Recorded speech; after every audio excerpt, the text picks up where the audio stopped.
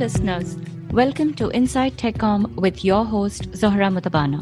In Season 4, I hope to bring to you different perspectives and interests that intersect with our field. Let's get started.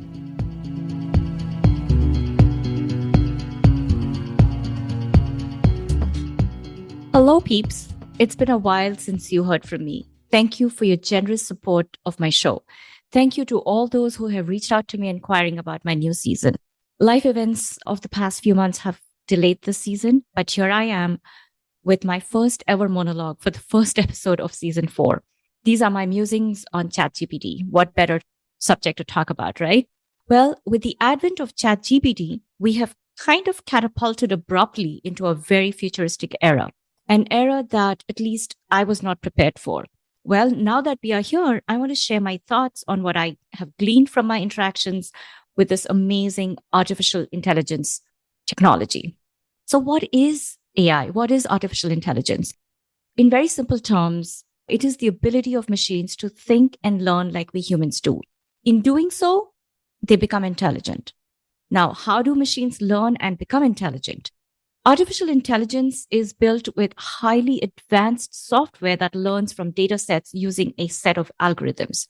These algorithms are really a set of rules that use statistical models and computational techniques to analyze the data to identify patterns and gain insights to make predictions or decisions. Now, as this data set grows over time, the software can continue to learn and improve its accuracy and effectiveness. Now, if you're wondering where I got this succinct summary from, I will credit ChatGPT because I brainstormed with ChatGPT to come up with this refined summary of how machine learning happens, how artificial intelligent systems work. Where can we find it? We have been interacting with AI for several years now. It's in speech recognition, image and video generation, natural language processing, and so on and so forth. Some daily examples include Siri, chatbots, Spotify, and even Smart Compose if you're using Gmail. Like many others, I have had my share of prompts to ChatGPT that resulted in some amazing responses. I have used it to, like others have said, to create outlines, to write summaries, and to brainstorm. Even the content that I'm presenting to you right now, a lot of that has been gleaned from my prompts to ChatGPT. Another interesting discovery that I thought about was, hey, I speak several Indian languages. Would ChatGPT be able to respond to me if I used the Latin script to ask prompts in those languages? So, for example, I posed a prompt to ChatGPT using the Latin script, but in Kannada. And lo and behold, it responded to my prompt. I used several other languages and ChatGPT was right on point. This is very impressive. I think this technology would probably help me learn a new language altogether. I also speak in languages that I'm familiar with, but I'm not fluent in. So I thought, hey, there are these idioms that I've heard and that I have tried to use Google to get some information or some insights on. But ChatGPT was accurate and it gave me some insights into these idioms that could have a cultural reference and context that could be lost. But so again, I think if you are experimenting with ChatGPT, I would suggest that you explore anything that comes to your mind. It is amazing what you can learn from it, what you can walk away from. Now, on another note, I wanted to ask ChatGPT what it had on me. And so I did. I asked ChatGPT, who is Zohra Mutabana? There was no response. Well, I asked, have you heard of Inside TechCom? ChatGPT confidently responded, quote, yes, I am familiar with the show Inside TechCom. It is a web series produced by Adobe TechCom, close quotes. I was not happy with that response, but obviously because I own the show. So I tried to be more precise. Have you heard of the show Inside TechCom with Zohra Mutabana? ChatGPT responded, open quotes, I apologize for the confusion earlier. As of my knowledge cutoff date of September 2021, I did not have any information about a person named Zohra Mutabana hosting or appearing on the show Inside TechCom. However, it is possible that new episodes or seasons have been released since then that I'm not aware of. Inside TechCom is produced by Adobe TechCom and features various experts in the field of technical communication. If Zora Mutabana has appeared on the show, she may be a technical communication expert or practitioner who has shared her insights on the series. Close quotes. Now, thanks to ChatGPT, it is confirmed I have a long ways to go before I'm well known. But what did I walk away from this response from ChatGPT? It had no information about Inside TechCom, but it laid claims to the fact that it's produced by Adobe TechCom. That's not based in facts. So you have to be aware of the fact that ChatGPT may give you a response to a prompt that is not accurate. The onus is on us to make sure that we verify and we back it up with known sources and not just believe what ChatGPT spits out, right? Also, despite the fact that my show has been around since 2021, its data set that it is reading from seems to be limited. We cannot trust the data it provides. In a recent CNN article that I was reading titled AI and the Future of Work, the article calls out that the onus will have to be on us users to do everything from double checking the accuracy to changing the language to reflecting the tone we want.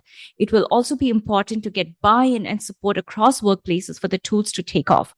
Basically, once AI takes off, and AI is now being included and leveraged in Microsoft and in many other technologies that we use at work. So it is very, very important to keep these points in mind and to remember that the onus is on us. Now, what are some pitfalls to consider as AI permeates every facet of our life? And these are just my musings and that I'm sharing with you. What happens if there is a generative AI outage, right? What happens if ChatGPT is down? It has been down, but what happens as we start using this technology on a day-to-day basis and we start depending on it more and more? I don't have an answer to it, but these are just some questions that I'm posing to you that we need to think about. What are some unknowns as we use this technology at scale? We don't know what those unknowns are today. What could this technology balloon to? What would happen to our jobs? I mean, that's a very real threat to our jobs. What can we do today to evolve with it? But as we evolve with it, we want to make sure that we become aware of the unknowns as they reveal themselves to us and prepare as much as we can, knowing what we know right now as we use this technology at scale to be mindful. I think that's the best thing that we can do at this point, right? And to prepare ourselves and to make sure that we are using it and not running away from it. Also, another thing that I've been reading about is, well, as we use artificial intelligence to assist us, it'll help us to do more higher level thinking sort of work. But what happens? Will we lose any cognitive skills as we give up on the grunt work? Something to think about. As we start depending on this technology, as we use this technology to brainstorm, which I did for this first episode of season 4, are we alienating ourselves from each other?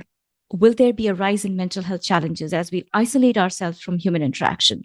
And then a very, very valid threat is data privacy. In an article published by Engadget, there was a bug in ChatGPT that happened in March. I think that was like 2 weeks ago, where ChatGPT accidentally revealed user chat histories. Now, that is not a good thing, right? So we definitely want to think about what happens as we start using this technology. Now, about a year ago, I was interviewed by Technical Writer HQ to share my thoughts on will AI replace technical writers? I will share the link in my show notes if you're interested in listening to what I shared at the time. But one of the things that I had suggested was how we need to stay ahead and stay abreast. Little did I know that ChatGPT was in the works, right? Now that the technology is here, I would like to suggest let's partner up with it. I'm reading some extreme opinions on LinkedIn about how people are averse to this technology and will never use it. In my humble opinion, this will only work against us. Let us embrace it and let us empower ourselves. On a final note, I listen to a lot of webinars. I try to plug in as much as I can to hear more about ChatGPT, to learn more about it. There was one such webinar just about 2 weeks ago that was hosted by the North Texas Lone Star chapter of STC, presented by Ryan Botiker. I'm sorry if I'm mispronouncing the name, but he calls himself as a techno-optimist. And this gentleman believes that prompt engineering will be an emerging field in the near future. So guess what? I'm going to be focusing on prompt engineering. I can see its potential, right? He also talks about taking on a mindset of artificial intelligence as an augmentative and assistive technology. Great advice. I will sign off on that note, and I hope you will think about how you can leverage ChatGPT and any other AI technology out there for your benefit and work with it. Good luck and catch you on another episode. Subscribe to the podcast on your favorite app such as Google, Apple, or Spotify. For the latest on my show, follow me on LinkedIn or visit me at www.insidetechcom.show. Catch you on another episode.